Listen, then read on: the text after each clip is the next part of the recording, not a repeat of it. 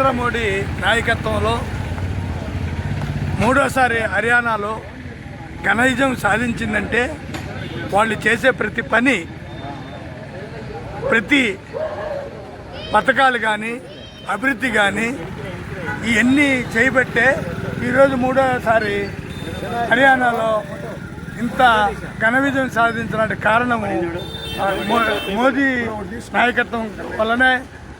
ఈ ప్రజలు వాళ్ళని నమ్మి ఓటింగు శాతం పెంచి ఈసారి కూడా వాళ్ళకి ప్రభుత్వం కూడబెట్టిన దానికి నరేంద్ర ప్రభుత్వానికి, బీజేపీ ప్రభుత్వానికి ధన్యవాదాలు తెలియజేస్తూ సెలవు తీసుకుంటున్నాను.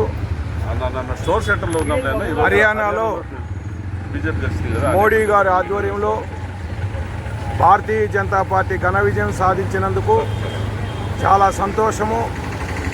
ప్రజలందరూ కూడా అన్ని రాష్ట్రాలలో కూడా మోడీ గారి నాయకత్వాన్ని మద్దతు తెలుపుతున్నారు. అందువల్లనే హర్యానా ప్రజలు కూడా భారతీయ జనతా పార్టీకి ఈరోజు పట్టం కట్టినారు. చాలా సంతోషము. ముందు కూడా భారతీయ జనతా పార్టీ రాబో రోజులలో అన్ని రాష్ట్రాలలో కూడా భారతీయ జనతా పార్టీ జెండా ఎగరేయటం జరుగుతుంది. దానికి నరేంద్ర మోడీ గారి నాయకత్వం సమర్థవంతంగా ఉంది కాబట్టే ప్రజలందరూ కూడా భారతీయ జనతా పార్టీకి మద్దతు తెలుపుతున్న దానికి చాలా సంతోషంగా ఉందని చెప్పి తెలియజేస్తున్నాను.